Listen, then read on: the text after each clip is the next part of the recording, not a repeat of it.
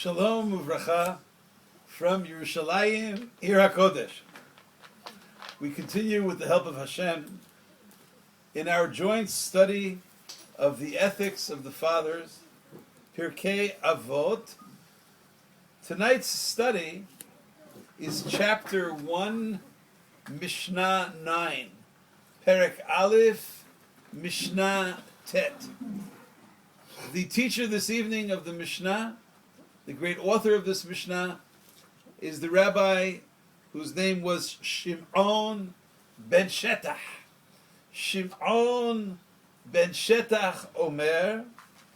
Shimon ben Shetach teaches, Hevei marbeh lachkor et ha'idim. Investigate the witnesses thoroughly. Don't accept their testimony as necessarily being true. Marbeh, hevei marbeh lachkor et ha'idim. Interrogate the witnesses extensively, not superficially. And of course, we can learn this teaching to mean a form of instruction to judges in courtrooms. If you happen to be a judge, then make sure you follow the teaching of Shimon ben Shetach, and make sure that if any witnesses come to testify in your courtroom, be careful to cross-examine them properly. However, since Pirkei Avot is not written as a guidebook to judges only, it's written for the man, it's written for everyone. I believe that we have to find a message for every reader of Pirkei Avot in the teachings that are recorded in this book. Perhaps each of us is supposed to learn from the teaching of Shimon ben Shetach. We all hear testimonies in our lives. We all have people who appear to be witnesses talking to us. We hear testimonies where people try to convince us to either act or not to act in a certain way. Be careful, says Shimon ben Shetach. Just because someone tells you something, just because someone comes and testifies a certain happening to you, does not necessarily make it true. Hevei marbeh lachkor et ha'idim. Cross-examine that which you are hearing. Someone tells you that a certain type of behavior brought him or her tremendous success, tremendous pleasure. Well, if what they are suggesting seems problematic or goes against a certain value system that you understand to be a basic core Torah value, don't hasten to accept it. Hevei marbeh, examine it, analyze it. Hevei marbeh lachkor et ha'idim. One of my great teachers, Zichrono Livracha, Harav Avigdor Miller, would often share with us certain perplexities that students and congregants came to him. They were overwhelmed because they just read evidence. They read scientific evidence, which seemingly went against the foundations of the tradition. And they were they were baffled. They came to the rabbi. Look, I read a certain study. Doesn't this disprove something? I read a certain historical document. I read a certain scientific. And Rabbi Miller had many ways of dealing with these issues, but very often the key to the solution was Hevei marbeh lachkor et ha'idim. Did you really study? Did you study? Did you read the study carefully? Did you analyze the study? Did you read the counter studies? Did you read the critique of the study? Do you understand what was really examined? Carefully review the evidence. Often, this can lead to spiritual success. We are prohibited, for instance, to accept lashon hara.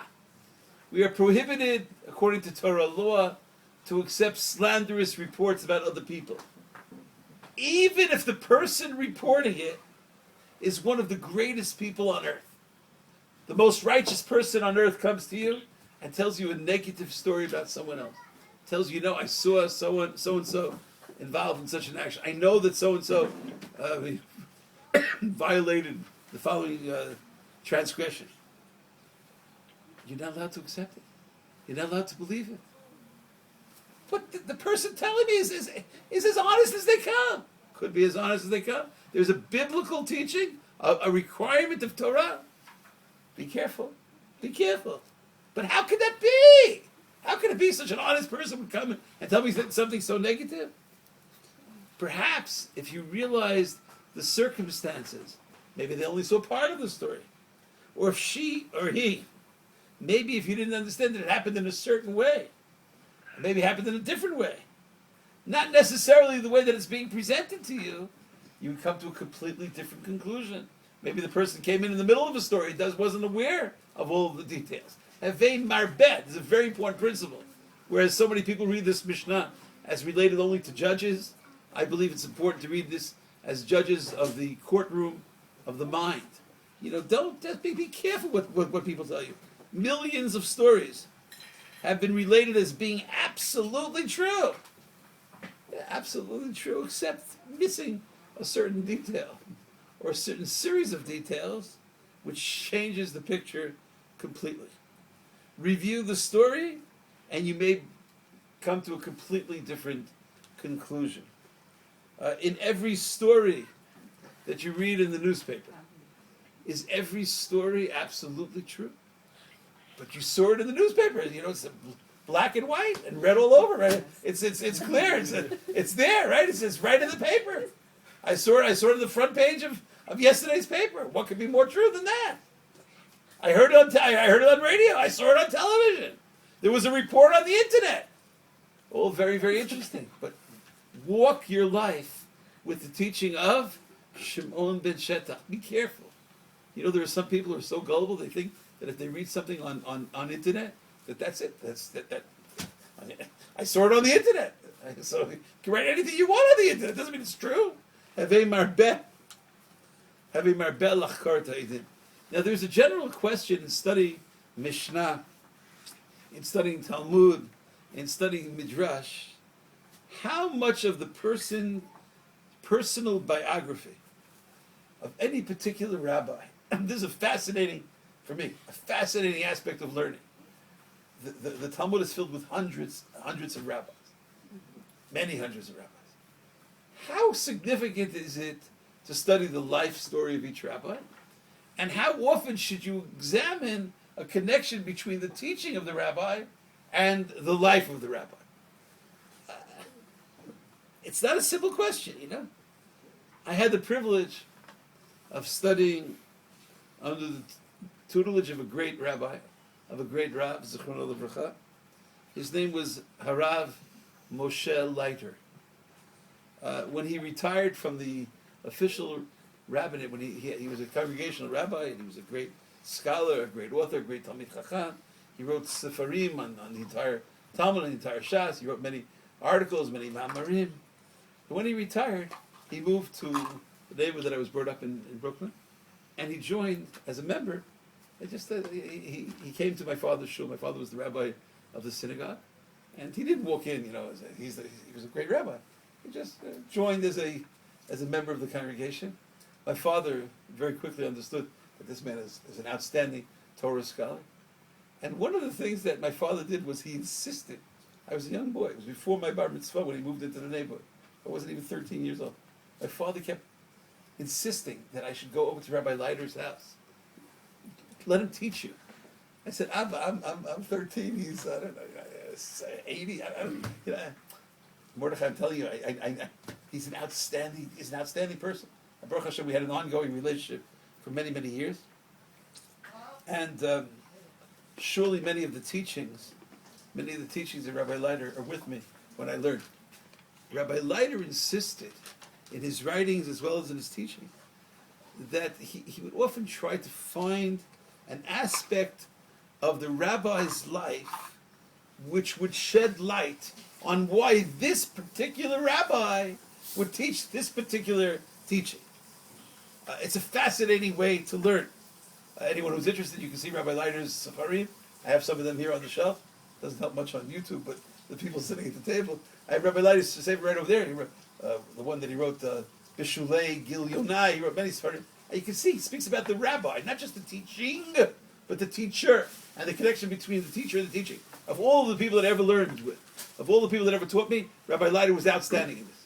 I believe in our Mishnah, it's relatively easy to connect an event, a major event, in the life of Shimon ben Shetach, which seemingly should be studied in conjunction with our Mishnah.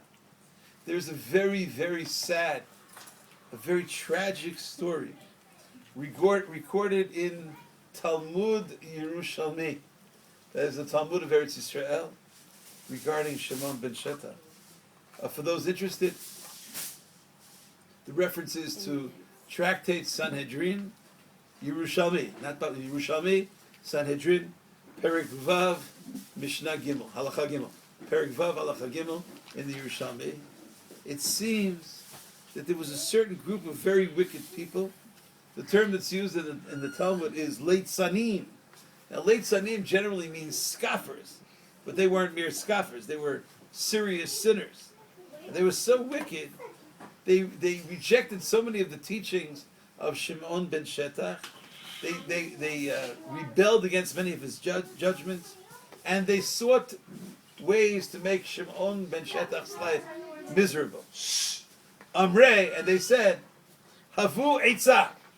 Let us put counsel to this. Let's put our minds to this. Nishod Amrei. Let us testify against. Let's get witnesses to testify about a capital crime that Shimon ben Shetach's son carried out. V'niktilnei, and we will have him put to death. We will have the rabbi's son killed in court. Let us falsely testify against his son. We will find witnesses to do this. We'll falsely testify against the son of Shimon ben Shetach, and we will kill him in court. And that's what they did. V'nigmar dino lehareg. The people in charge of the case, they accepted these people as witnesses, and they testified against Shimon ben Shetach's son.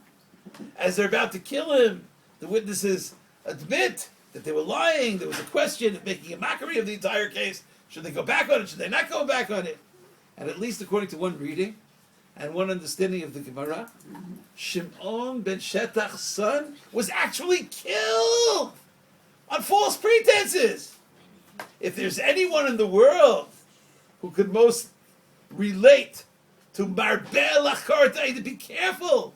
Be careful in accepting testimony. Look what happens when you're not careful. It surely would be Shimon ben Shetach. The Mishnah continues, V'hevei zahir b'dvarecha, shema mitocham, yilmedu l'shaker. Be cautious with your words, lest your words will lead people to lie.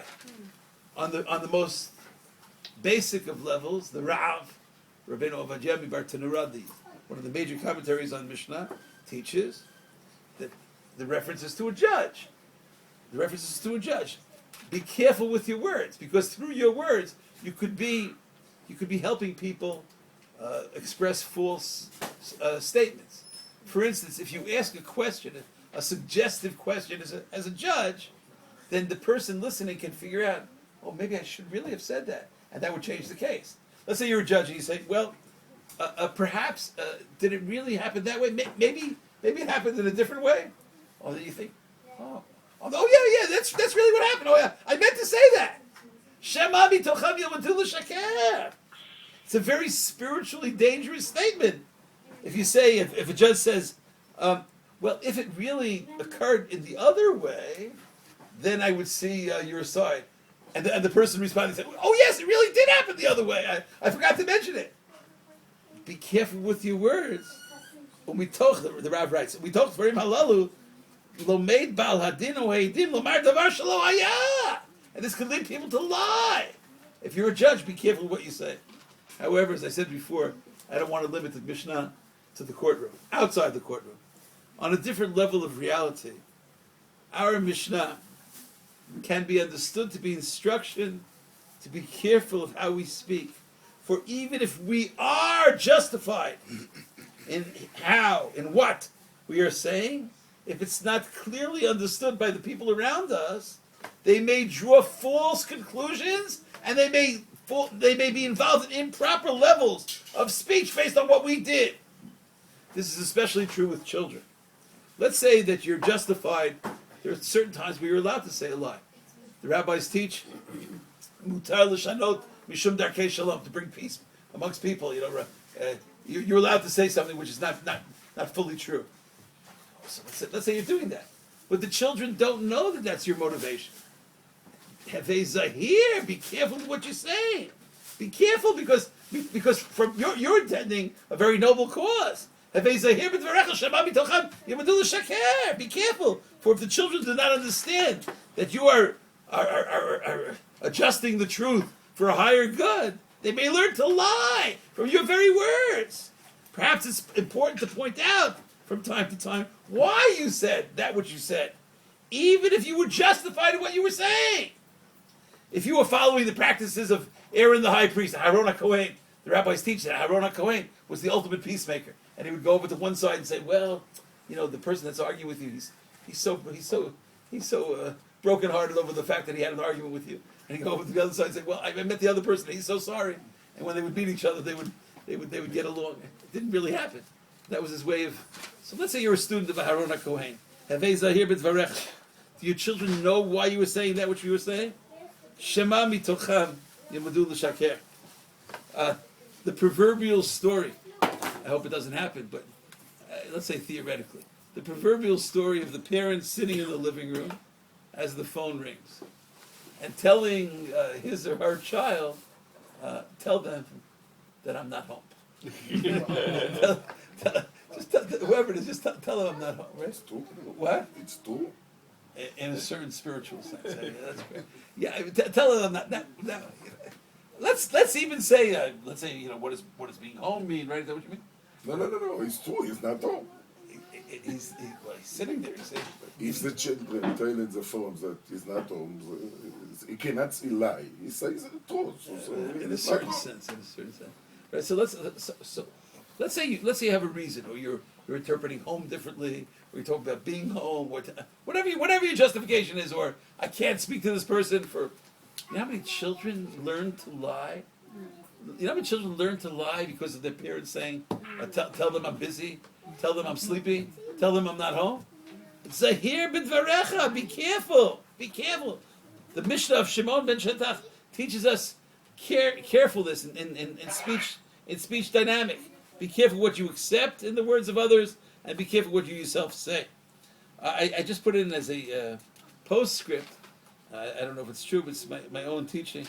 I don't even know if I should say it, but I'll say it anyway. The word shetach, Shimon ben Shetach, shetchi, in Hebrew, spoken Hebrew especially, shetchi means superficial. That's what it means, shetchi. The word shetach is a certain area. In Talmudic, Mishnah, Talmudic Hebrew, l'shtoach means to spread something out. Like you have you put out a certain kind of a shot dechan b'chama l'shtateach al kivrei avot, to spread out. The word in modern Hebrew, shetchi, means you're just looking at something at a superficial level. I want to suggest, according to a Jewish level, my father was a rabbi, I have perhaps poetic rabbinic license to say Jewish. Maybe Ben Shetach, he's a person who's the son of Shetchiyut. He's the person who says, don't just look at things on an external level. When you hear something, go beyond the Shetach. Look at it beyond the Shetchiyut. Don't accept it just on its superficial level. Look into it. Be careful to examine the words of the witnesses. And also, when you're speaking, don't say, "Well, I said it. Everybody will understand." No, go beyond the shetach and make sure that the words are understood properly. Because Shema mitocham yilmadu l'shaker. Shimon ben shetach. It's not good enough just to be on the shetach. You have to be beyond the shetach to make sure that the ultimate values are held properly. Thank you so much for listening. Shalom and bracha to everyone. Kol tov.